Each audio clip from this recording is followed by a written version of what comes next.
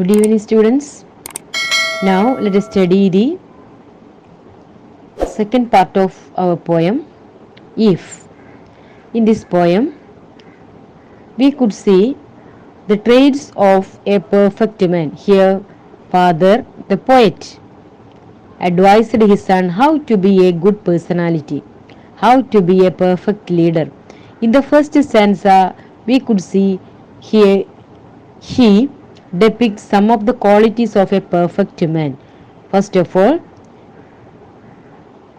he tells his son to don't be lose his self-control. Then be honest, be patient, don't deal in lies, and don't show off, wise and talkative. In the second stanza, life should be goal oriented and don't be overjoyed and excited when happen to see both failure and success. Then in the third stanza, the poet tells us if you have some of the loss, that risk everything you have, lost it, and then start all over again without any complaint. Not give up when you feel weakened physically, mentally, and hang in there. Hold on. ഇത്രയും 3 സ്റ്റാൻസയിൽ പറഞ്ഞിരിക്കുന്ന കാര്യങ്ങൾ, ഒന്നാമത് self control ആവണം എന്നുള്ളതും അതുപോലെ തന്നെ അതിനനുസരിച്ച് ക്ഷമയുള്ളവനായിരിക്കണമെന്നൊക്കെയായിരുന്നു. Now let us study the fourth stanza of the poem. What would he give his son? Now listen the third stanza. If you can talk with the crowds and keep your virtue, or walk with the kings nor lose the common touch, if neither forced nor loving friends can hurt you, if all men count with you but none too much, if you can fulfill the unforgiving minute with the 60 seconds worth of distance run, yours is the earth and everything that is in it, and which is more, you will be a man, my son. In the last stanza is very important advice. Last stanza ആണ് ഏറ്റവും വലിയ important ആയിട്ടുള്ള ഒരു advice കൊടുക്കുന്നത്. That is in this stanza the poet discusses some more people. 4 variety of പീപ്പിളിനെയാണ് ഇവിടെ discuss ചെയ്യുന്നത്. If you can talk with the crowds, നിങ്ങൾക്ക് ജനക്കൂട്ടത്തോട് വേണമെങ്കിൽ നിങ്ങൾക്ക് സംസാരിക്കാൻ കഴിയുമെങ്കിൽ, ആൻഡ് കീപ്പ് യുവർ വെർച്യൂ, നീ എന്ത് ചെയ്യണം, നിൻ്റെ വെർച്യൂ അവിടെ കീപ്പ് ചെയ്യണം. വെർച്യൂ എന്ന് പറഞ്ഞാൽ എന്താ, നന്മ അല്ലേ, ആ നന്മ നീ ഒരിക്കലും നഷ്ടപ്പെടുത്തരുത് എന്നാണ് പറഞ്ഞത്. ജനങ്ങളുമായി സംസാരിച്ച് കൊണ്ടേയിരിക്കുക, പക്ഷേ നിങ്ങളുടെ മൂല്യങ്ങൾ സൂക്ഷിച്ചു വെക്കുക എന്നാണ് പറഞ്ഞത്. കാരണം ഇവിടെ ക്രൗഡ് എന്ന് പറഞ്ഞത് ആരെയാ, ശരിക്കും ക്രൗഡ് എന്ന് പറഞ്ഞാൽ ക്രൗഡ് കോമൺ അല്ലെങ്കിൽ ഓർഡിനറി പീപ്പിളിനെയാണ് ക്രൗഡ് എന്ന് പറയുന്നത്. ഒരു സിമ്പിളായിട്ടാണ് ഉപയോഗിച്ചിരിക്കുന്നത്. ക്രൗഡ് സാധാരണ ജനങ്ങളോട് നിങ്ങൾക്ക് സംസാരിക്കാം, പക്ഷെ സംസാരിക്കുമ്പോൾ എന്ത് ചെയ്യുക, നമ്മളുടെ മാനേഴ്സിനെ നമ്മൾ കീപ്പ് ചെയ്യുക.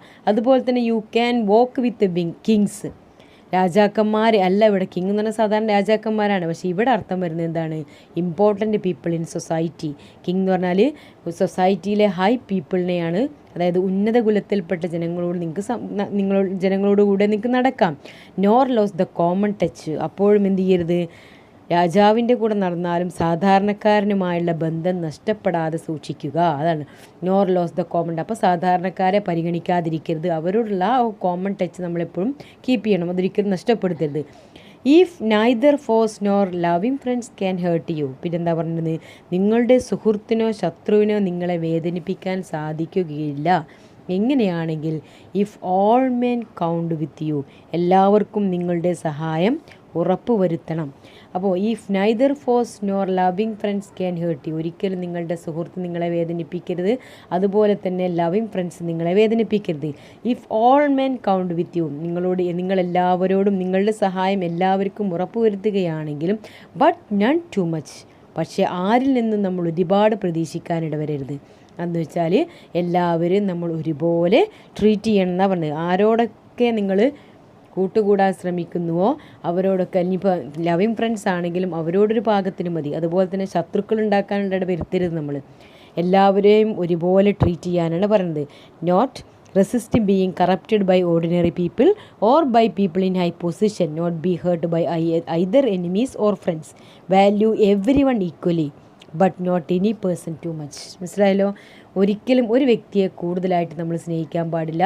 എല്ലാവരും തുല്യമായിട്ട് സ്നേഹിക്കുക. ഇപ്പോൾ ഇവിടെ 4 കൂട്ടം ജനങ്ങളെ നമുക്കിവിടെ പരിചയപ്പെടുത്തി തന്നിട്ടുണ്ട് പോയിട്ട്. അതാരൊക്കെയാണ്? ഒന്ന് ക്രൗഡ് എന്ന് പറഞ്ഞാൽ സാധാരണ ജനങ്ങൾ അല്ലേ. രണ്ടാമത്തത് കിങ് ആണ്, അതായത് ഹൈ പീപ്പിൾ ഇൻ ദ സൊസൈറ്റിയിലെ ഉന്നത കുലത്തിൽ പെടുന്നവർ. മൂന്നാമത്തെ ആരാണ്? ഫോഴ്സ് എന്ന് പറഞ്ഞാൽ എനിമി എന്താ? ശത്രുക്കൾ. പിന്നെ ആരാ? നെക്സ്റ്റ് പീപ്പിൾ ആരാ പറയുന്നത്? ലവിങ് ഫ്രണ്ട്സ് ആണ്, അതായത് നമ്മൾ ഏറ്റവും കൂടുതൽ ഇഷ്ടപ്പെടുന്ന സുഹൃത്തുക്കൾ. ഇവരൊക്കെ നമ്മുടെ നാട്ടിൽ അല്ലെങ്കിൽ നമ്മുടെ ചുറ്റുഭാഗത്തും ഉണ്ടെങ്കിലും ആരെയും നമ്മൾ എന്ത് ചെയ്യരുത്? ഒരുപാട് സ്നേഹിക്കരുത്. സ്നേഹിച്ച് കഴിഞ്ഞാൽ ദേ ക്യാൻ ഹേർട്ട് യു അല്ലേ, അത് നിങ്ങളെ വേദനിപ്പിക്കാനിടയാവും. അതുകൊണ്ട് തന്നെ if all men count with you but none too much, എല്ലാവരും നമുക്ക് സ്നേഹം പ്രതീക്ഷിക്കാം അല്ലെങ്കിൽ സഹായങ്ങൾ പ്രതീക്ഷിക്കാം, ബട്ട് നൺ ടു മച്ച്, ഒരാളും നിങ്ങളിൽ നിന്നും അധികം പ്രതീക്ഷിക്കരുത് എന്ന് പറഞ്ഞാൽ ഒരാളെയും നമ്മൾ കൂടുതലായിട്ട് പരിഗണിക്കരുത്.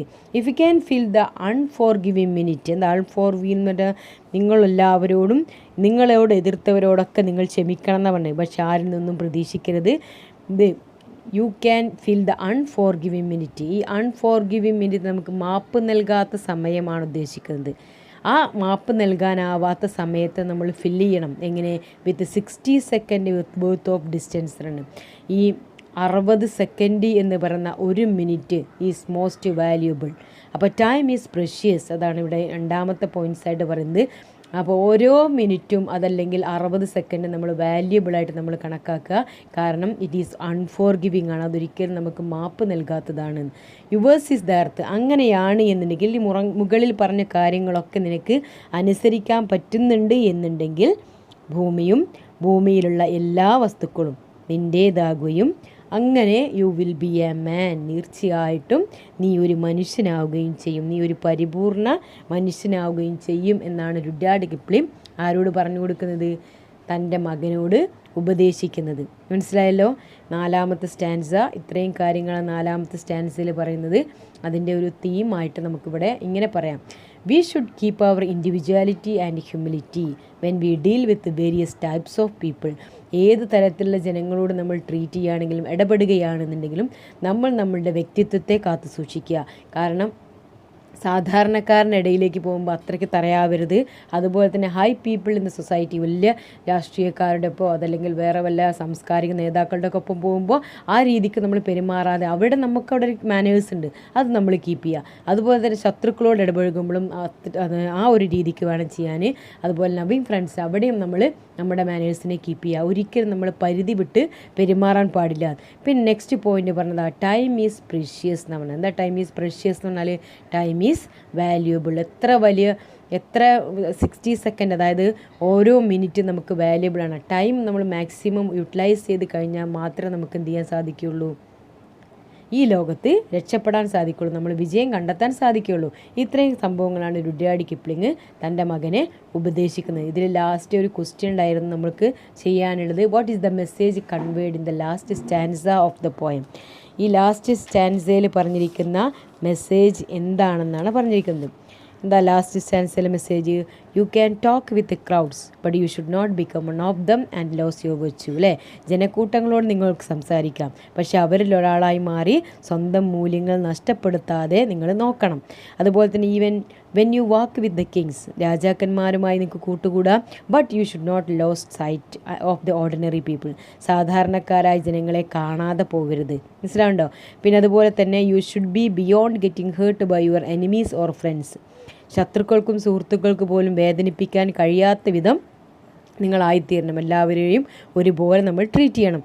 All kinds of people should be able to count upon your help, you for help. എല്ലാ തരത്തിലുള്ളവരും നിങ്ങളുടെ അടുത്തേക്ക് സഹായം അഭ്യർത്ഥിച്ചെത്തണം. ബട്ട് എല്ലാ തരത്തിലുള്ളവരോടും നിങ്ങൾ ഒരേപോലെയാണ് ട്രീറ്റ് ചെയ്യേണ്ടത്. ഒരിക്കലും എന്ത് ചെയ്യാൻ പാടില്ല?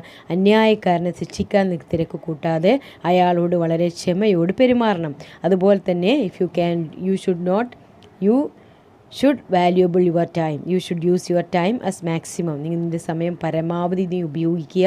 അങ്ങനെയാണെന്നുണ്ടെങ്കിൽ if you can all these things you can enjoy on this earth if you are A master. ശരിക്കും ഇതേപോലെങ്ങൾ ചെയ്യുകയാണെന്നുണ്ടെങ്കിൽ ഭൂമിയിൽ ഒരു യജമാനെ പോലെ നിനക്ക് ജീവിക്കാം എന്നാണ് പറഞ്ഞത്. ഇനി ആക്ടിവിറ്റി 2, അതിൽ ക്വസ്റ്റ്യൻ ആൻസറും ഡിസ്കസ് ചെയ്യാം. Activity 2, read and reflect. What is the central theme of the poem? The central theme of the poem പറഞ്ഞിരിക്കുന്നത് the central theme of the poem is the qualities of greatness or the traits of a perfect man. പറഞ്ഞാണല്ലോ പോയത്തിൻ്റെ തുടക്കത്തിൽ തന്നെ അതുണ്ട് qualities of great man, അതല്ലെങ്കിൽ traits of a good personality. രണ്ടാമത്തത് what according to the poem are the two impostors in life. അതും പറഞ്ഞതാണ്. ഏതൊക്കെ രണ്ട് ഇമ്പോസ്റ്റേഴ്സിനെ കുറിച്ച് പോയത്തിൽ പറഞ്ഞിട്ടുണ്ട്. ഏതൊക്കെയാണ് രണ്ട് impostors? Triumph and disasters are the two impostors. Okay. മൂന്നാമത്തെ question, what according to the poet should be one's attitude to unexpected loss. എങ്ങനെ പോയറ്റിൻ്റെ അഭിപ്രായത്തിൽ ഒരാൾക്ക് അപ്രതീക്ഷിതമായിട്ട് നഷ്ടം വന്നു കഴിഞ്ഞാൽ അയാളുടെ ആറ്റിറ്റ്യൂഡ് എങ്ങനെയായിരിക്കണം? അദ്ദേഹം പറഞ്ഞിട്ടുണ്ട്, ഒരിക്കലും നമുക്ക് എന്ത് ചെയ്യരുത്, don't be overjoyed when we are the success, don't be dejected as the failure. ഒരിക്കലും ഡോണ്ട് ബി ഡിസപ്പോയിൻറ്റഡ്, അല്ലേ? ഒരുപാട് ഡിസപ്പോയിൻറ്റഡ് ആവരുത്. If you happen you have a loss, എന്തെങ്കിലും ചെയ്ത് don't tell anyone, accept the fortitude and start at the beginning. എങ്ങനെയാണോ നഷ്ടപ്പെട്ടത് അതുപോലെ തന്നെ നമുക്ക് ആദ്യം ഉണ്ടായതുപോലെ തന്നെ റീസ്റ്റാർട്ട് ചെയ്യുക at the beginning, from the സീറോയിൽ നിന്ന് തുടങ്ങുക. Don't be complaint to anyone and anything. ഒരു കംപ്ലൈൻറ്റ് പോലും പറയാതെ തന്നെ നമുക്ക് സ്റ്റാർട്ട് ചെയ്യണം. What is the poem about? അടുത്ത ക്വസ്റ്റ്യനാണ്, ഇമ്പോർട്ടൻ്റ് ക്വസ്റ്റ്യനാണ്. What is the poem? ഈ പോയം എന്തിനെക്കുറിച്ചാണ് പറയുന്നത്? ഇവിടെ അതിൽ പോയം നേരത്തെ പറഞ്ഞു കഴിഞ്ഞു എന്തിനെക്കുറിച്ചാണ്? The traits of a good personality, അല്ലേ? അതല്ലെങ്കിൽ ക്വാളിറ്റീസ് ഓഫ് ഗുഡ് ലീഡർ, അങ്ങനെ പറയാം. Consider the speaker. Who is the speaker in the poem? The father is the speaker ആണ്. സ്പീക്കർ എന്ന് പറഞ്ഞാൽ ആരാണ്? ഫാദർ. ആരാണ് ഫാദർ? ഡാഡി കിപ്ലിംഗ് ആണ് ഫാദർ. തീം നേരത്തെ ഡിസ്കസ് ചെയ്തു. ഇനി സിമ്പിൾസ് ആണ് പറയുന്നത്. സിമ്പിൾ എന്താണെന്നുള്ള ഡീറ്റെയിൽഡ് ആയിട്ട് പറഞ്ഞുതരാം. അതുപോലെ തന്നെ കമ്പാരിസൺ ഉണ്ട്, കോൺട്രാസ്റ്റ് ഉണ്ട്, കോൺഫ്ലിക്റ്റ് ഉണ്ട്. അപ്പോൾ ഇവിടെ ഒരുപാട് സിമ്പിൾസ് ഇവിടെ ഉപയോഗിച്ചിട്ടുണ്ട്. അതൊന്നാമത്തത് പിച്ച് ആൻഡ് ടോസ് എന്നുള്ളതാണ്. പിന്നെ ഫോഴ്സ്, ഹാർട്ട്, നെർവ്സ്, ന്യൂ എന്നൊക്കെ പറയുന്ന സിമ്പിൾസ് ഉണ്ട്. ഇനി കോൺട്രാസ്റ്റ് ഉപയോഗിച്ചിരിക്കുന്ന വൈരുദ്ധ്യങ്ങളാണ്. അതായത് ട്രയംഫ് ആൻഡ് ഡിസാസ്റ്റർ, വിജയവും പരാജയം എന്ന് പറയുന്നത് ഓപ്പോസിറ്റ് സംഭവങ്ങളാണ്. അതാണ് കോൺട്രാസ്റ്റ് എന്ന് പറയുന്നത്. പിന്നെ കൺഫ്ലിക്റ്റ് എന്ന് പറയുന്നത് ശരിക്ക് king and common people and friends and force, ഒരുപാട് സംഭവങ്ങളുണ്ട്. കോൺട്രാസ്റ്റ് പറഞ്ഞുതരാം കേട്ടോ. ഈ കൺഫ്ലിക്റ്റ് എന്ന് പറയുന്നത് ഇവിടെ സംഘടന ഉണ്ട്. അതായത് risking it on one turn of pitch and lose and loving friends can hurt you. ഇവിടെ നമുക്ക് സ്നേഹിക്കുന്നവർ നമ്മളെ വേദനിപ്പിക്കുന്നു പറഞ്ഞാൽ നമ്മളെ ഉള്ളിൽ നടക്കുന്ന നമുക്ക് സങ്കല്പിക്കാൻ കഴിയാത്തൊരു സംഭവമാണ്. അതിനെയാണ് നമ്മൾ കോൺഫ്ലിക്റ്റ് എന്ന് പറയുന്നത്. അതായത് ഇത് വായിച്ച് കഴിയുമ്പോൾ നമ്മുടെ മനസ്സിലുള്ളിൽ വരുന്ന ഒരു സംഘർഷം, അതിനാണ് കോൺഫ്ലിക്റ്റ് എന്ന് പറയുന്നത്. ഇനി പോയറ്റിക് ഫിഗറേറ്റീവ് ലാംഗ്വേജസ് ആണ്. പോയറ്റിക് ഫോംസ് നോക്കണം, ഫിഗറേറ്റീവ് ലാംഗ്വേജസ് നോക്കണം, അതുപോലെ തന്നെ പോയറ്റിക് സ്ട്രക്ചർ നോക്കണം. പോയറ്റിക് സ്ട്രക്ചർ എന്ന് തുടക്കത്തിലേ പറഞ്ഞു കഴിഞ്ഞു. കാരണം സ്ട്രക്ചർ എന്ന് പറഞ്ഞാൽ എത്ര സ്റ്റാൻസയാണ് പോയം? 4 സ്റ്റാൻസയാണ് പോയം തന്നിരിക്കുന്നത്. ആ 4 സ്റ്റാൻസയിലും 8 ലൈൻസാണുള്ളത്. അങ്ങനെയുള്ള പോയത്തിന് നമ്മൾ 8 ലൈനെ കൊണ്ട് ഈ പോയത്തിന് നമ്മൾ പറയുക ഒക്ടേവ് എന്നാണ് പറയുക. ഒക്ടേവ് എന്നാണ് 8 ലൈനോട് കൂടിയ പോയങ്ങൾക്ക് പറയുന്ന പേര് ഒക്ടേവ് ആണ്. അത് മനസ്സിലാക്കിക്കുക പോയത്തിൻ്റെ സ്ട്രക്ചർ. ഇനി ഫിഗറേറ്റീവ് ലാംഗ്വേജ് ഡീറ്റെയിൽഡ് ആയിട്ട് എടുക്കാം. Next question, identify the poetic form, figurative language and poetic structure എന്ന് പറയുന്നത്. ഇതിൽ it is A lyrical poem with 4 stanzas consisting of 4 octaves ഒക്കെ പറഞ്ഞു കഴിഞ്ഞതാണ് ഞാൻ. കാരണം 4 സ്റ്റാൻസയോട് കൂടിയ 8 ലൈനോട് കൂടിയുള്ള പോയാണ്. അതിൻ്റെ റൈം സ്കീമും അതുപോലെ തന്നെ റൈമിംഗ് വേർഡുമാണ് ഇനി നോക്കേണ്ടത്. The poem is in rhyme although the rhyme scheme in different in various stanzas. In the first stanza, ഇപ്പോൾ റൈം സ്കീമും റൈമിംഗ് വേർഡും എങ്ങനെയാണ് നമ്മൾ കണ്ടുപിടിക്കേണ്ടത്?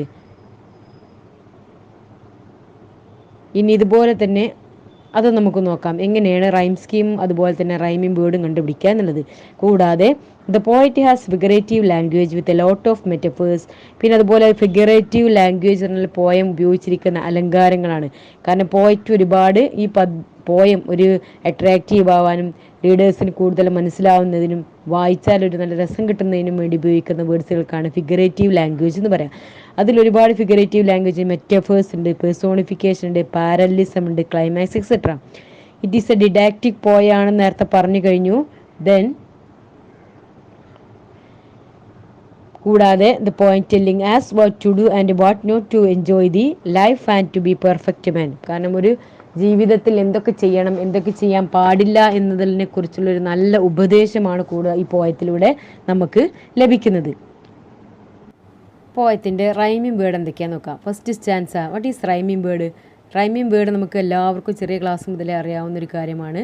റൈമിംഗ് വേർഡ് എന്ന് പറഞ്ഞാൽ ഓരോ ലൈനിൻ്റെയും അവസാനം വരുന്ന പ്രൊനൗൺസിയേഷൻ, അവസാനം വരുന്ന വേർഡിൻ്റെ പ്രൊനൗൺസിയേഷൻ നോക്കിക്കഴിഞ്ഞാൽ ഒരുപോലെയാണെന്നുണ്ടെങ്കിൽ അതിനാണ് റൈമിംഗ് വേർഡ് എന്ന് പറയുന്നത്, അല്ലേ? അപ്പോൾ ഇവിടെ റൈമിംഗ് വേർഡ്സ് എന്ന് പറയുന്നത് യു യു, ഇതിനൊക്കെ ലാസ്റ്റ് വരുന്ന വേർഡ് യു യു ആണ്. അപ്പോൾ സെയിം വേർഡാണ്. കൂടാതെ യു യു ഇത് റൈമിംഗ് വേർഡാണ്. യു ടു രണ്ടിൻ്റെയും പ്രൊനൗൺസിയേഷൻ ഒരുപോലെയാണ്. യു ടു ലാസ്റ്റ് വരുന്ന ഉച്ചാരണം നോക്കിയാൽ മതി, യു എന്നല്ലേ. അതുപോലെ വെയിറ്റിംഗ്, പിന്നെ ഏതാ വരുന്നത്, പിന്നെ ലൈസാണ്. ലൈസ് അതിൽ കൂട്ടാൻ പറ്റില്ല, ഹെയ്റ്റിംഗ് ആണ്. അപ്പോൾ വെയിറ്റിംഗ് ആൻഡ് ഹെയ്റ്റിംഗ് എന്നുള്ളത് വരും. അപ്പോൾ ഈ ലൈസിനോട് ചോദിച്ച് ഏതാ വരുന്നത്, ലൈസ് ആൻഡ് വൈസ്. ഇതാണ് ഇതിലെ റൈമിംഗ് വേർഡ് എന്ന് പറയുന്നത്. അപ്പോൾ റൈമിംഗ് വേർഡ് നിങ്ങൾക്കറിയാം. പിന്നെ ഇവിടെ രണ്ടാമത്തെ സ്റ്റാൻസിലെ റൈമിംഗ് വേർഡ് ഏതൊക്കെ വരിക, master, disaster, aim, same, spoken, broken, fools and tools, winnings, beginnings, toss, loss, sinew, you, അല്ലേ, ഗോൺ ആൻഡ് ഓൺ. ലാസ്റ്റ് സ്റ്റാൻസിലെ rhyming word virtue and you, touch and much, minute and it, run and sun. അപ്പോൾ ഇതാണ് rhyming word എന്ന് പറഞ്ഞത്. ഇനി rhyme സ്കീമിനെ നമ്മൾ എങ്ങനെ കണ്ടുപിടിക്കാം? അപ്പോൾ ഇപ്പോൾ റൈമിംഗ് വേർഡ് ഉള്ളിടത്ത് എന്തുണ്ടായിരിക്കുള്ളൂ, റൈം സ്കീം ഉണ്ടായിരിക്കുള്ളൂ. റൈം സ്കീമിൻ്റെ സ്പെല്ലിംഗ് എങ്ങനെയാണ് നന്നായി ശ്രദ്ധിച്ച് വെക്കുക. റൈം സ്കീം എന്ന് നമ്മൾ തുടങ്ങുന്നത് ആൽഫബറ്റിക്കൽ ഓർഡർ ഉപയോഗിച്ചാണ്. അതായത് ABCD എന്നുള്ള അക്ഷരങ്ങൾ ഉപയോഗിച്ചാണ് നമ്മൾ റൈം സ്കീം ഉണ്ടാക്കുന്നത്. ABCDEFG എന്നുള്ള അക്ഷരങ്ങളാണ് നമ്മൾ റൈം സ്കീമിന് ഉപയോഗിക്കുക. അപ്പോൾ റൈമിംഗ് വേർഡിന് നമ്മൾ ഉപയോഗിക്കുന്നത് അതിലുള്ള പ്രൊനൗൺസിയേഷനുള്ള വേർഡ്സാണ് നോക്കുക. ആ പോയത്തിൻ്റെ ലൈനിൻ്റെ അവസാനത്തെ വേർഡിൻ്റെ പ്രൊനൗൺസിയേഷനാണ് നോക്കേണ്ടത് റൈം വേർഡിനും റൈം സ്കീമിനും. റൈം സ്കീം നമ്മൾ നോക്കുന്നത് ABCDEFGH എന്ന് വെച്ചുള്ള അക്ഷരങ്ങൾ വെച്ചാണ്. ഇനി ഇത് നമുക്ക് ഓരോ അക്ഷരങ്ങൾ വെച്ച് കൊടുത്തൂടെ? അപ്പോൾ യു എന്നുള്ളതിന് നമ്മൾ ഏത് കൊടുത്തുന്നു, എ എന്ന് കൊടുത്തു. അതേപോലെ തന്നെ രണ്ടാമത് യു ആണ് വന്നിരിക്കുന്നത്, അവന് നമ്മൾ എന്ത് കൊടുക്കുക, എ എന്ന് കൊടുക്കുക. പിന്നെയും യു ആണ് വന്നിരിക്കുന്നത്, എ കൊടുത്തില്ലേ. പിന്നെ ടു ആണ്, ഈ ടുവും യുയും ഒരേപോലെയാണ് പ്രൊനൗൺസ് ചെയ്യുന്നത്, അതും നമ്മൾ എ കൊടുത്തു. പക്ഷേ വെയിറ്റിങ്ങിൻ്റെ പ്രൊനൗൺസിയേഷൻ വേറെയാണ്. ഇതുപോലെയാണോ? അല്ല. അപ്പോൾ അതിന് നമ്മൾ ഏത് അക്ഷരം കൊടുക്കുന്നു, ബി എന്ന് കൊടുക്കുന്നു. പിന്നെ ലൈസ് എന്നുള്ളതിൻ്റെയോ ബി ഒരുപോലെയാണോ? വെയിറ്റ് ഇത് എ പോലെയല്ല ബി പോലെയല്ല വന്നിട്ടുള്ളത്. അപ്പോൾ അതിന് അടുത്ത ലെറ്റർ ഏതാ കൊടുക്കേണ്ടത്, സി ആണ് കൊടുക്കേണ്ടത്. ഇവിടെ ഹെയ്റ്റിംഗ് ആണ് പിന്നെ വന്നുള്ളത്. ഹെയ്റ്റിങ്ങും വെയിറ്റിങ്ങും ഒരുപോലെയാണ്, അല്ലേ? അപ്പോൾ നമുക്ക് അതിനെന്ത് കൊടുത്തു, ബി എന്ന് കൊടുത്തു. പിന്നെ വൈസോ, വൈസ് ആൻഡ് ലൈസ് ഒരുപോലെയാണ്, അപ്പോൾ അതിന് സി എന്ന് കൊടുത്തു. ഇപ്പോൾ റൈം സ്കീം എങ്ങനെയാണ് വരിക, എ എ എ 4 എ വന്നു. അതുപോലെ തന്നെ ബി സി ബി സി, ഇതാണ് റൈം സ്കീം എന്ന് പറയുന്നത്. മനസ്സിലായോ? എങ്ങനെയാണ് പ്രൊനൗൺസ് ചെയ്യുന്നത് അക്ഷരങ്ങൾക്ക്, ആ വേർഡ്സിന് നമ്മൾ ഓരോ ലെറ്റർ ഇട്ട് കൊടുക്കുകയാണ് ചെയ്യുക. ഇതാണ് ഫസ്റ്റ് സ്റ്റാൻസയിലെ റൈം സ്കീം. ഈ രീതിക്കാണ് വരിക. 4 എ വരുന്നു, പിന്നെ ബി സി എന്ന് വരുന്നു. ഇനി രണ്ടാമത്തെ സ്റ്റാൻസയിലെ റൈം സ്കീം എങ്ങനെയാണ് വരിക നോക്കിയേ, മാസ്റ്റർ. അപ്പോൾ അതിന് നമ്മൾ വീണ്ടും എ കൊടുത്തു. പിന്നെ എയിം ആണ് വന്നത്, അതിന് ഏത് കൊടുത്തു, ബി കൊടുത്തു. അപ്പോൾ ഡിസാസ്റ്ററാണ്. അപ്പോൾ ഡിസാസ്റ്റർ എന്നുള്ളതും മാസ്റ്റർ എന്നുള്ളതും ഒരുപോലെയാണ്, അല്ലേ? അപ്പോൾ അതേ ലെറ്ററാണ് കൊടുക്കേണ്ടത്, എ ആണ് കൊടുത്തത്. അപ്പോൾ AB എ എന്ന് വന്നു. പിന്നെ സെയിം ആണ്, അപ്പോൾ അതിന് ഏതാ ലെറ്റർ കൊടുക്കേണ്ടത്, സെയിം ആൻഡ് എയും ഒരുപോലെയല്ലേ, അപ്പോൾ ബി കൊടുത്തു. പിന്നെ സ്പോക്കൺ, ഇത് 2 പോലെയല്ല, അപ്പോൾ അതിന് അടുത്ത ലെറ്റർ കൊടുത്തു, സി. പിന്നെ ഫൂൾസ്, ഇത് 3 പോലെയല്ല വന്നുള്ളത്, അടുത്ത ലെറ്റർ കൊടുത്തു, ഡി. ബ്രോക്കൺ ആൻഡ് സ്പോക്കൺ ഒരുപോലെയാണ് വന്നുള്ളത്, അപ്പോൾ ഏതാ വന്നുള്ളത്, സി അല്ലേ. പിന്നെ ഫൂൾസ് ടൂൾസ് അത് ഡി. അപ്പോൾ ഇതിൻ്റെ റൈം സ്കീം ഇങ്ങനെ വരിക, എ ബി CD, പിന്നെ അടുത്തതോ CD, അല്ലേ? അപ്പോൾ ഈ രീതിക്കാണ് അടുത്ത റൈം സ്കീം വന്നിട്ടുള്ളത്. ഇനി ഈ 2 സ്റ്റാൻസയുടെ റൈം സ്കീമും കൂടി നിങ്ങളൊന്ന് കണ്ടുപിടിച്ച് നോക്കുക. ടെക്സ്റ്റ് ബുക്കിൽ ഇങ്ങനെ എഴുതി നോക്കിയാൽ മതി, മനസ്സിലാവാത്തവർ ചോദിക്കുക. ഓക്കെ, ഇപ്പോൾ റൈം സ്കീമായി. ഇനി നമുക്ക് ഫിഗറേറ്റീവ് ലാംഗ്വേജിൽ നോക്കേണ്ടത് പേഴ്സോണിഫിക്കേഷനാണ്. What is personification?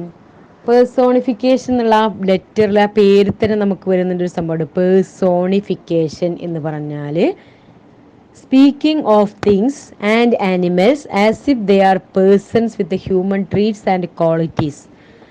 കാരണം സ്പീക്കിംഗ്, ഒരു വസ്തുവിനെ നമ്മൾ സംസാരിക്കുക, ഏതുപോലെ സംസാരിക്കുക, അതൊരു ചിലപ്പം അനിമൽസിനെ പറയുന്നത് പോലെ ആയിരിക്കാം, അതല്ലെങ്കിൽ വേറെ ഏതെങ്കിലും മൃഗങ്ങളെ നമ്മൾ പറയും, അത് ഹ്യൂമൻ ബീയിങ്ങിൻ്റെ സ്വഭാവം വെച്ചുകൊണ്ട് പറയാം.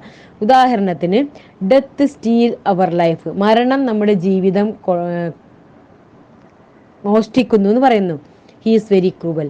അപ്പം മരണത്തെയാണ് ഹീ എന്ന് പറയുന്നത്. നമ്മൾ മരണത്തെ സാധാരണ ഹീ പറയുമോ? ഇല്ല. മരണം എന്ന് പറഞ്ഞത് ഒരു ഒരു സംഭവമാണ്. ആ സംഭവത്തെ നമ്മൾ മനുഷ്യന്മാർക്ക് കൊടുക്കുന്നത് പോലെ ഹി എന്ന് പറഞ്ഞു കഴിഞ്ഞാൽ അതിനെയാണ് പേഴ്സോണിഫിക്കേഷൻ എന്ന് പറയാം. നമ്മളെ പോയത്തിൽ നമ്മൾ കണ്ടു ഡ്രീംസിനെ മാസ്റ്റർ ആക്കിയിട്ടുള്ളത്. മാസ്റ്റർ യജമാനൻ സാധാരണയാകുന്ന മനുഷ്യന്മാർക്കിടയിലാണ് അല്ലേ. അപ്പോൾ അതിനെ സ്വപ്നത്തിനെയാണ് അവിടെ യജമാനാക്കുന്നത്. അതാണ് പേഴ്സോണിഫിക്കേഷൻ എന്ന് പറയുന്നത്. പേഴ്സണെ പറയുന്നത് വേറെ എന്തെങ്കിലും വസ്തുക്കളെയോ അതല്ലെങ്കിൽ വേറെ എന്തെങ്കിലും ജന്തുക്കളെയോ പറയുന്നതിനാണ് പേഴ്സോണിഫിക്കേഷൻ എന്ന് പറയുന്നത്. ഓക്കെ, മനസ്സിലായോ? ഈ എക്സാമ്പിളും കൂടെ നോക്കിക്കഴിഞ്ഞാൽ നിങ്ങൾക്ക് മനസ്സിലാവും. നമ്മൾ സാധാരണ ഒരു യുദ്ധമൊക്കെ കഴിഞ്ഞു കഴിഞ്ഞാൽ സാധാരണ പറയുന്ന ഒരു വാക്കുണ്ട്, അവൻ പുലിയാണ് കേട്ടോ എന്ന് പറയാറില്ലേ. അവൻ പുലിയാണ് കേട്ടോ എന്ന് പറയുന്നത് ആക്ച്വലി അവൻ പുലിയാണോ? പക്ഷെ അവൻ പുലിയുമായി താരതമ്യം ചെയ്യുകയാണ് ചെയ്യുക. അതല്ലെങ്കിൽ അവനൊരു സിംഹക്കുട്ടിയാണെന്ന് പറയും. ഹീസ് എ ലയൺ എന്ന് പറഞ്ഞാൽ അവനൊരു സിംഹമാണെന്ന് പറയാണ്. ആക്ച്വലി അവൻ ലയൺ അല്ല, ഈസ് ലൈക്ക് എ ലയൺ. പക്ഷെ അവിടെ ലൈക്ക് ഒഴിവാക്കിയിട്ട് അതുപോലെയാണ് എന്ന് പറയാതെ നമ്മൾ എന്ത് ചെയ്തു, അവനൊരു ലയൺ ആണെന്ന് പറഞ്ഞു. അതിനാണ് മെറ്റഫർ എന്ന് പറയാം. നമ്മുടെ പോയത്തിൽ ഒരുപാട് മെറ്റഫേഴ്സ് ഉപയോഗിച്ചിട്ടുണ്ട്. ഏതൊക്കെയാണ് നമ്മുടെ പോയത്തിൽ ഉപയോഗിച്ചിരിക്കുന്ന മെറ്റഫർ? ഇവിടെ പേഴ്സോണിഫിക്കേഷൻ കണ്ടു, ഡ്രീംസ് ആസ് മാസ്റ്റർ എന്നൊക്കെ പറഞ്ഞില്ലേ. ഇവിടെ മെറ്റഫർ ഉപയോഗിച്ചിരിക്കുന്ന 2 ഇമ്പോസ്റ്റേഴ്സ് ഇൻ ലൈഫ് എന്ന് പറഞ്ഞില്ലേ. Triumph and disasters are 2 impostors എന്ന് പറഞ്ഞു. ഈ ട്രയംഫ് ആൻഡ് ഡിസാസ്റ്റർ എന്ന് പറയുന്ന ആരെയാണ്? വിജയവും പരാജയവും 2 കപടവിശ്വാസികളാണെന്നാണ് പറഞ്ഞത്. കപടവിശ്വാസികൾ സാധാരണ വിജയത്തിനെയോ പരാജയത്തിനെയോ അല്ല പറയേണ്ടത്, മനുഷ്യന്മാർക്കല്ലേ പറഞ്ഞു കൊടുക്കുന്നത്. അപ്പോൾ അതുപോലെ മനുഷ്യന്മാർക്ക് പറയുന്നതാണ്. പക്ഷേ ഇമ്പോസ്റ്റേഴ്സ് പോലെയാണെന്ന് പറഞ്ഞു. അപ്പോൾ അതിനെയാണ് എന്ത് പറയുന്നത്? പേഴ്സോണിഫിക്കേഷൻ. ഇമ്പോസ്റ്റർ എന്നവിടെ ഉപയോഗിച്ചത് പേഴ്സോണിഫിക്കേഷൻ ആയിട്ടാണ് കേട്ടോ. Triumph and disaster R treated as impostor. അതുപോലെ വില്ലിനെ കുറിച്ച് പറയുന്നുണ്ട്. വില്ല് വിച്ച് സേസ്, വില്ല് പറയുന്നു. അതായത് വില്ല് എന്ന് പറഞ്ഞാൽ നമ്മുടെ ആഗ്രഹം നമ്മളോട് പിടിച്ചു നിൽക്കാൻ പറയുന്നതാണ്. ആഗ്രഹം ഒരിക്കലും സംസാരിക്കൂല. അപ്പോൾ അതുകൊണ്ടാണ് അതും പേഴ്സോണിഫിക്കേഷനായിട്ട് ഉപയോഗിച്ചിരിക്കുന്നത്. ഇനി മെറ്റഫറിൻ്റെ എക്സാമ്പിളാണ് പറയാൻ പോകുന്നത്. Unforgiving minute is a metaphoric expression as it refers to time. സമയത്തെയാണ് സൂചിപ്പിക്കുന്നതെന്ന് പറഞ്ഞു. അൺഫോർഗിവിംഗ് മിനിറ്റ് എന്ന് പറഞ്ഞ സമയത്ത് സൂചിപ്പിക്കുകയാണ്. കാത്തു നിൽക്കാത്ത സമയം, ക്ഷമയില്ലാത്ത സമയം എന്നൊക്കെ പറയും. അല്ലെങ്കിൽ മാപ്പ് തരാത്ത സമയം എന്ന് പറയാണ്. ഇപ്പം മാപ്പ് തരില്ല എന്ന് പറഞ്ഞ സമയം പിന്നീട് നമുക്ക് ഒരിക്കലും തിരിച്ചു കിട്ടൂല എന്നുള്ള അർത്ഥത്തിലാണ് പറയുന്നത്. നമ്മളത് മാക്സിമം ഉപയോഗിക്കുക തന്നെ വേണം. അപ്പോൾ which is like a race, അത് ഏതുപോലെയാണ്? ഒരു മത്സരം പോലെയാണ് അല്ലേ. ഒരിക്കലും time and tide waits for no man, കാലവും സമയവും ഒരിക്കലും നമുക്ക് വേണ്ടി കാത്തു നിൽക്കില്ല. അപ്പോൾ അവിടെ അൺഫോർഗിവിംഗ് എന്നുള്ളത് ഏതുപോലെയാണ്? റേസ് പോലെയാണ്. അല്ലെങ്കിൽ സമയം അൺഫോർഗിവിംഗ് ആണെന്ന് പറഞ്ഞത് ഒരു മെറ്റഫോറിക് എക്സ്പ്രഷൻ ആയിട്ടാണ് പോയിറ്റ് ഇവിടെ ഉപയോഗിച്ചിരിക്കുന്നത്. അത് പേഴ്സോണിഫിക്കേഷനും കൂടിയാണ്. കാരണം ഫോർഗിവ് എന്ന് പറയുന്ന ആ ഒരു ക്വാളിറ്റി ആർക്കുള്ളതാണ്? മനുഷ്യന്മാർക്കുള്ളതാണ് അല്ലേ. അത് പേഴ്സോണിഫിക്കേഷനും കൂടിയാണ് കേട്ടോ. അപ്പോൾ മെറ്റഫറിന് example, worn out to refers to the feeling total exhaustion that can force someone to give up. നമുക്ക് ഒരിക്കലും പിടിച്ചു കിട്ടാൻ പറ്റാത്ത അത്രമാര് ബോൺ ഔട്ട് ടൂൾ എന്ന് പറഞ്ഞ്, ആ ടൂൾ ഏതുപോലെയാണ്? ബോൺ ഔട്ട് ആയിട്ടുണ്ട് എന്നുള്ള അർത്ഥത്തിലാണ് ഉദ്ദേശിക്കുന്നത്. അതായത് അത്രയും ഡാമേജ് അല്ലെങ്കിൽ നാശമായിട്ടുള്ള ഒരു ആയുധം പോലെ ആയിരിക്കും നമ്മളുടെ ആ മനസ്സ് കേട്ടോ. പിന്നെ അതുപോലെ തന്നെ make 1 heap of all your winning, അവിടെ ഒരു വിജയം, കുന്നുപോലെ കൂട്ടിയിരിക്കുന്ന വിജയം അവിടെ കമ്പയർ ചെയ്തിരിക്കുന്നത് പെയിൽ ഓഫ് മണിയാണ്. ഒരു നമ്മൾ സമ്പാദിച്ച് വെച്ചിരിക്കുന്ന പൈസ, അതിനെയാണ് ഉദ്ദേശിക്കുന്നത്. അറ്റ് ദ ഗാംബ്ലിംഗ് ടേബിൾ, ചൂതാട്ടത്തിൽ നമുക്ക് കിട്ടിയിരിക്കുന്ന ആ പൈസയെ ഉദ്ദേശിച്ചാണ്. അതാണ് മെറ്റഫർ എന്ന് പറയുന്നത്. ഇനി സിമ്പലാണ്. സിമ്പൽ ഉദ്ദേശിക്കുന്നത് റെപ്രസെന്റ് ആൻ ഐഡിയ, ഒരു ഐഡിയയാണ് സിമ്പൽ എന്ന് പറയുന്നത്. ഇവിടെ സിമ്പൽ എന്ന് നെയ്വ് റെപ്രസെന്റ് സ്കൗണ്ടറൽ, ലയർ, അല്ലെങ്കിൽ നമുക്ക് പറയാം ഡിസോണസ്റ്റ് മേനൊക്കെയാണ്, സത്യസന്ധരല്ലാത്ത മനുഷ്യരാണ്. നെയ്വ് എന്ന് പറഞ്ഞ സാധനം നമുക്ക് ചൂതകളിയിലൊക്കെ കാണാൻ പറ്റുന്ന ഒരു സിമ്പലാണ്. നിങ്ങൾ കണ്ടിട്ടുണ്ടാകും ഒരു ഐഡിയ, അതാണ് ഒരു നെയ്വ് എന്ന് പറഞ്ഞത്. ഒന്നും വേണ്ട, നമുക്ക് ആകാശത്തേക്ക് നോക്കിക്കഴിഞ്ഞാൽ ഒരു പിക്ചർ നമ്മൾ കാണാണ്. അപ്പോൾ രാത്രിയാണ് പകലാണെന്ന് മനസ്സിലാണ്. സണ്ണിന്റെ ചിത്രം കണ്ടാൽ നമുക്ക് മനസ്സിലാവും പകലാണെന്നുള്ളത്. അതുപോലെ തന്നെ ആകാശത്ത് മൂണിന്റെ ചിത്രം കണ്ടു കഴിഞ്ഞാൽ നമുക്ക് രാത്രിയാണെന്ന് മനസ്സിലാവും. അതൊക്കെ ഓരോ സിമ്പലാണ്, രാത്രിയുടെ സിമ്പലാണ് ആകാശത്തിന് നക്ഷത്രങ്ങളും അതുപോലെ തന്നെ ചന്ദ്രനും കാണുന്നത്. സൂര്യോദയത്തിന്റെ ചിത്രം കണ്ടാൽ നമുക്കറിയാം മോർണിംഗ് കാണുന്നില്ല. അപ്പോൾ ഓരോന്നിന്റെ സിമ്പൽ അല്ലേ. ഇവിടെ ഒരു സിമ്പൽ ഉപയോഗിച്ചു, ക്രൗഡ് എന്നുള്ളത്, ജനക്കൂട്ടം അല്ലേ. ആ ജനക്കൂട്ടം എന്തിന്റെ സിമ്പലായിട്ടാണ്? ഓർഡിനറി പീപ്പിൾ ആണ്, സാധാരണ കോമൺ ഫോക്കിനാണ് അത് പറയുന്നത്. അതുപോലെ തന്നെ കിങ്ങിനെ റെപ്രസെന്റ് ചെയ്യുന്നതായിരുന്നു ഇമ്പോർട്ടൻ്റ് പീപ്പിൾ ഇൻ സൊസൈറ്റി, അല്ലെങ്കിൽ ഹൈ പീപ്പിൾ ഇൻ സൊസൈറ്റി, സമൂഹത്തിലെ ഉന്നതരായ ആൾക്കാർക്കാണ് നമ്മൾ എന്ത് പറയുന്നത്? കിങ് എന്ന് പറയുന്നത്.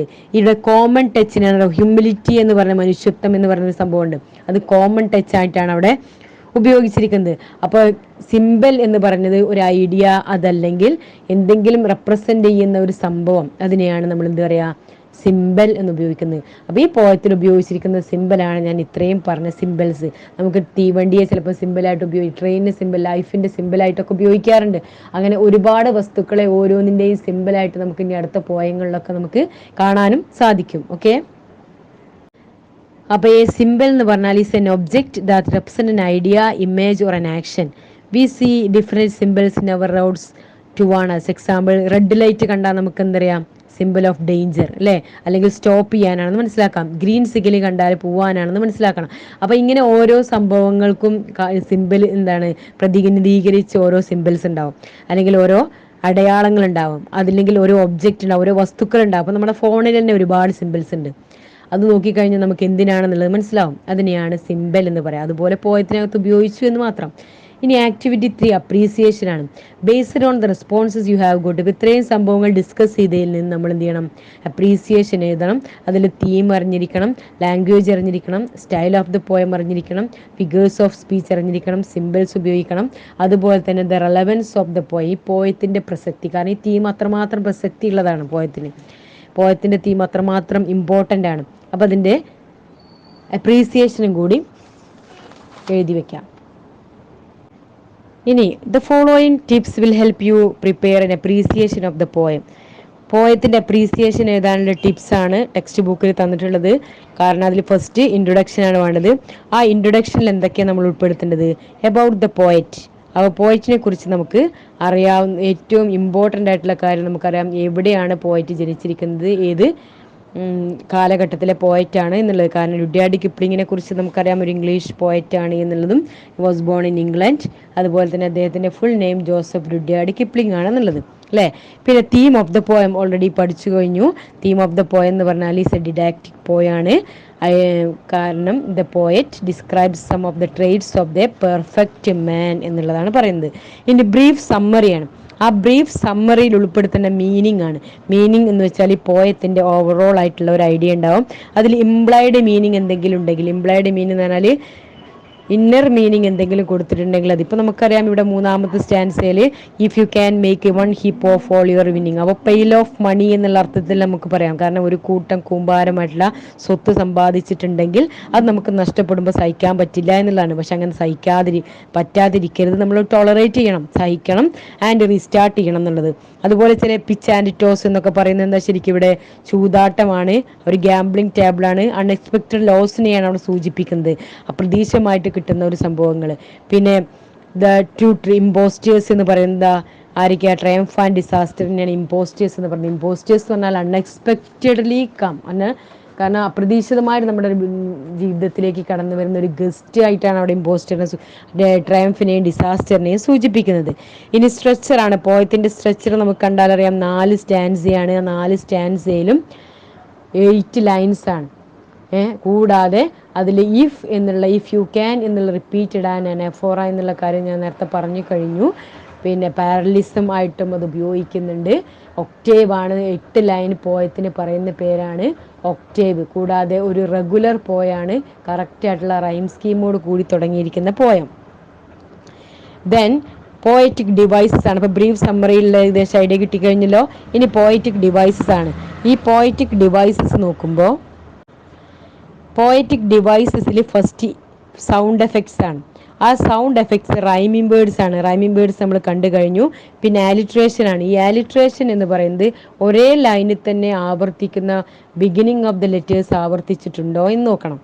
അതായത് ഇവിടെ or being lied about don't deal lies, don't deal in lies എന്ന് പറയുന്നത് ഡി ആണ് അവിടെ റിപ്പീറ്റ് ചെയ്തിരിക്കുന്നത്. അതിനാണെന്ന് പറയുന്നത് ആലിട്രേഷൻ എന്ന് പറയുന്നത്. അതുപോലെ തന്നെ അസോണൻസ് എന്ന് പറയുന്നത് റിപ്പീറ്റേഷൻ ഓഫ് വൗവൽ സൗണ്ട് ആണ്. ഇവിടെ nor too good, look too good എന്നുള്ളതിൽ ആ ഫസ്റ്റ് സ്റ്റാൻസയിലെ ലാസ്റ്റ് ലൈൻ ഓ റിപ്പീറ്റഡ് ആണ് അവിടെ. അതിനാണ് നമ്മൾ എന്ത് പറയുന്നത്? അസോണൻസ് എന്ന് പറയുന്നത്. ഇനി ഇമേജസ് ആണ്. ഇമേജസും സിമ്പിൾസും നമ്മൾ നേരത്തെ പഠിച്ചു കഴിഞ്ഞു. സിമ്പിൾസ് നെയ്വ് എന്നുള്ളതൊരു സിമ്പിൾ ഉപയോഗിച്ചിട്ട് കിങ്, ക്രൗഡൊക്കെ സിമ്പിൾസ് ആണ്. ലാംഗ്വേജ് ഇസ് വെരി ഈസി അല്ലേ, കാരണം പോയിട്ട് ഉപയോഗിച്ചിട്ട് ഒരുപാട് റിപ്പീറ്റഡ് ആയിട്ടുള്ള ഇഫ് ഉപയോഗിച്ചിട്ട് കണ്ടീഷണൽ ഫുൾഫിൽമെൻ്റ് ആണ്. പിന്നെ ഡിഡാക്റ്റിക് പോയാണ്, അതാണ് ലാംഗ്വേജ്. പിന്നെ mood of the poem the father advises his son, അതാണ് ഇവിടെ ഒരു ഒപ്റ്റിമിസ്റ്റിക് ആയിട്ടുള്ള മൂഡൊക്കെയാണ് വരുന്നത്. Figures of speech, personification, metaphor, അതുപോലെ തന്നെ സിമ്പൽ ഉപയോഗിച്ചിരിക്കുന്നു. ഇനി കൺക്ലൂഷനിൽ വരുന്നത് മെസ്സേജ് ആണ്, അതായത് ഇന്റൻഷൻ ഓഫ് ദ പോയറ്റ് എന്ന് പറയുന്നത് the poet advises his son to be a perfect man, അല്ലേ? അപ്പോൾ കുട്ടി എങ്ങനെ ആയിത്തീരണം എന്നുള്ള ഒരുപാട് നല്ല ഉപദേശങ്ങളാണ് പോയറ്റ് ഇതിലൂടെ നൽകുന്നത്. ഒരു സ്റ്റോയിസിസം ആണെന്ന് പറയാം. കാരണം പോയറ്റ് ഒരുപാട് കാര്യങ്ങൾ അനുഭവിച്ചിട്ടുണ്ടാവാം, അത് കുട്ടിക്ക് പകർന്നു കൊടുക്കുന്ന ഒരു സംഭവം. ഇനി പേഴ്സണൽ കമൻസ് ഓർ ഒപ്പീനിയൻ, നമുക്ക് ഈ പോയത്തെക്കുറിച്ചുള്ള പേഴ്സണൽ കമൻസ്, കാരണം പോയം നല്ലൊരു പോയാണ്, സോഷ്യൽ റിലവൻസ് ഉള്ള ഒരു പോയമാണ്. ഇന്നത്തെ കാലത്ത് ഒരുപാട് കുട്ടികൾക്ക് അറിയേണ്ട സംഭവങ്ങൾ, കാരണം ഒരു ബിഹേവിയറിസത്തിനെ കുറിച്ചും മാനേഴ്സത്തിനെ കുറിച്ചുമാണ് പോയറ്റ് അധികം സൂചിപ്പിച്ചിട്ടുള്ളത്. Listen unaware of the people in our people nowadays. അപ്പോൾ ന്യൂ ജനറേഷൻ അൺഅവെയർ ആയിട്ടുള്ള ഒരുപാട് കാര്യങ്ങളെക്കുറിച്ചാണ് ഈ പോയത്തിലൂടെ നമുക്ക് പോയറ്റ് പറഞ്ഞു തന്നിട്ടുള്ള കാര്യം. അപ്പോൾ അപ്രീസിയേഷൻ എഴുതി വയ്ക്കുക, ഈ രീതിക്കാണ് അപ്രീസിയേഷൻ എഴുതേണ്ടത്. ഇതാണ് അപ്രീസിയേഷൻ.